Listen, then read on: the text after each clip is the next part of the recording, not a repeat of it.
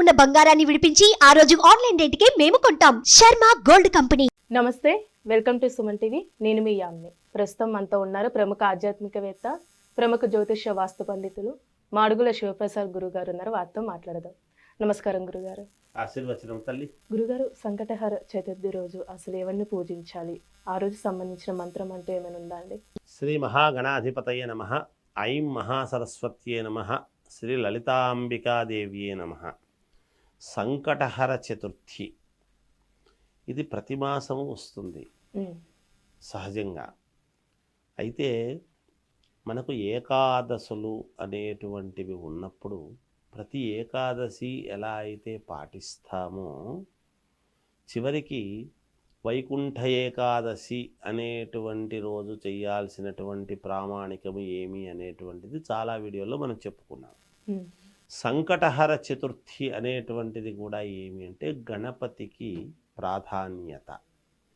ఏమిటి అసలు సంకటహర అనే అనటంలోనే ఏమిటంటే మనకు సంకటం అంటే ఏమిటి అంటే మనిషికి ఒక ముడిపడినటువంటి పనులు కొన్ని ఉంటాయి.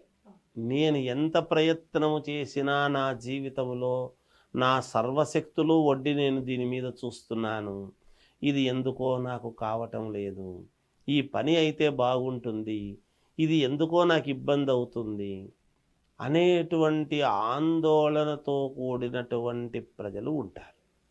అనేక రకాల మంది అనేక రకాల పనులలో ఆ పనులు కాక ఇబ్బంది పడేవాళ్ళు ఉంటాం సహజంగా. అయితే వినాయకుడిని మనం ఏ కార్యక్రమానికైనా ముందెందుకు పూజ చేసుకుంటున్నట్టు, ఆ కార్యక్రమము ఎటువంటి విఘ్నాలు లేకుండా నిర్విఘ్నముగా ఇబ్బందులు లేకుండా సజావుగా ఆ కార్యక్రమం అంతా పూర్తి కావాలని కదా చేసుకుంటాం, అంతే కదా. అలాగే ఏ వివాహం చేసుకుంటున్నా, ఒక సంస్థ ప్రారంభం చేస్తున్నాము అన్నా, ఏదైనా కావచ్చు కాక, ఒక వాహనం కొన్నా గణపతి పూజ చేసుకుంటాం, ఒక ఇల్లు కొనుక్కున్నా ఇంట్లో గణపతి హోమం అని చేసుకుంటాం. ఇవన్నీ జరుగుతాయి. అలాంటి గణపతిని మరి మొక్కుతున్నాం కదా మామూలుగా గణపతిని.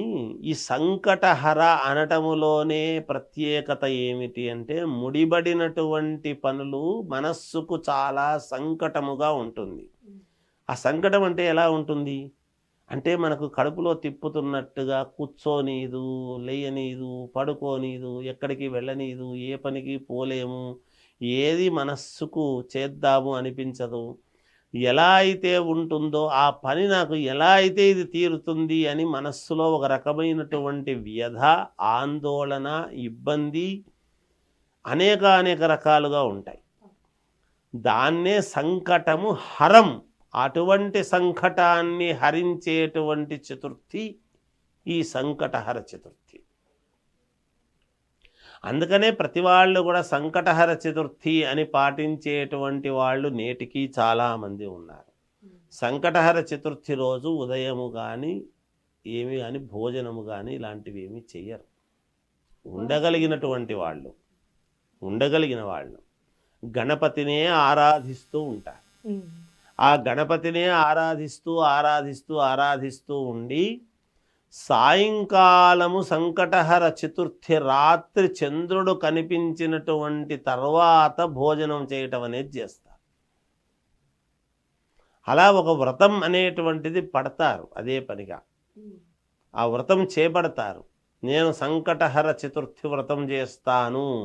వినాయక వ్రతకల్పము ఎలా అయితే ఉండి మనము చేస్తుంటామో ఈ సంకటహర చతుర్థి అనేటువంటిది కూడా 5 సంవత్సరాలు, 7 సంవత్సరాలు, 9 సంవత్సరాలు, 11 సంవత్సరాలు ఇలా వాళ్లకు అనుకూలమైనటువంటి విధానముగా వ్రతం అనేటువంటిది పెట్టుకుంటారు.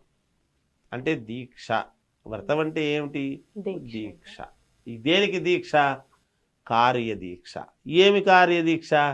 మనోకార్యం. ఏదైతే ఆ కార్యం మనస్సులో ఉందో, ఏదైతే అది జరగాలి ముడిపడినటువంటిదని కోరుకుంటున్నామో, ఏమిటి ముడిపడినవి అంటే అన్నదమ్ముల తగాదాలో ఆస్తులు ఉంటాయి, తండ్రి తర్వాత నాకు కావాలని పోట్లాడుతుంటారు. సహజం మానవ జీవితం. నాకు కావాలని లేదు, ఏదో డబ్బుల్లో తేడా వచ్చింది, పంపకాల్లో తేడా వచ్చింది, కాదు ఒక గృహంది, ఇంటిది, కోర్టు ఎవడో వచ్చి అనూహ్యముగా మన ఇంటి మీద ఇది నాది అని వేస్తే అదేదో తెమలక తనకలాడుతూ ఉంటాం. అటువంటి విషయాల్లో కానీ ఈ సంకటహరము అనేటువంటి చతుర్థి నాడు ఇది గనక చేస్తే, ఈ సంకటహర చతుర్థి రోజు గణపతిని ఎక్కువగా ఆరాధన చేసుకుంటే యోగదాయకముగా మేలు జరుగుతుంది అని దాని అర్థం. మంత్రము అంటే మామూలుగా ఏదైనా సంకటహర చతుర్థి అనేటువంటిది మంత్రం చాలా పెద్దగా ఉంది నిజానికి ఆనాడు చదువుకునేటువంటిది. అయితే మత్సుకు మామూలుగా చదువుకోవాల్సినటువంటిది ఏమిటంటే గం గణపతయే నమః, గం గణాధిప. అందులోనూ సోమవారం వచ్చినది. సోమవారము పరమేశ్వరుడికి చాలా ప్రీతి, చంద్రుడికి చాలా ప్రీతి, చాలా ఇది. అందుకని సోమవారం నాడు ఈసారి 29వ తారీఖు సంకటహర చతుర్థి అని వచ్చింది. చంద్రుడు, అందుకని చంద్రుడిని చూసిన తర్వాత అప్పుడు భోజనం చేయటం అనేది చేస్తారు, ఉదయం అంతా ఉపవాసం ఉండి. అలా కొన్ని వారాలు, ఒక 7 వారాలు, 11 వారాలు, 11 సార్లు, 7 సార్లు ఇవి సంకటహర చతుర్థిని పాటిస్తాను అని మొక్కుకోవటం 5 చతుర్థులో అనుకూలం చూసుకొని ఎవరి సౌకర్యాన్ని బట్టి వాళ్ళు ఒక వ్రతములాగా తీసుకొని చేయవచ్చును. లేదా రాబోయేటువంటి 29వ తారీఖు మాత్రం ఉదయం నుంచి ఉపవాసం ఉండి చేస్తాము అంటే చేసుకోవచ్చు. ఒకవేళ ఉపవాసము ఉండలేము అంటే అల్పాహారము తీసుకొని చతుర్థి వ్రతం అంటే సాయంకాలం ఏం చేయాలి, వ్రతం అంటే వ్రతం ఏం చేయాలనేది ఏం కాదు. ఎక్కడైనా గణపతి గుడికి పోవడము, కాస్త అటుకులు, బెల్లము, గరక అవి గణపతికి ప్రసాదించడము, గం గణపతయే నమః, గం గణపతయే నమః అని ఒక 27 ప్రదక్షిణలు, 54 ప్రదక్షిణలు, వీలైతే 108 ప్రదక్షిణలు చేయడము, ఒక 3, 9, 5 గుంజీలు తీయడము, గణపతికి నమస్కారం చేసుకొచ్చుకుంటే మేలు జరుగుతుంది గాక. సరే, చక్కగా తెలియజేశారు గురుగారు. ధన్యవాదాలు. జయోస్తు.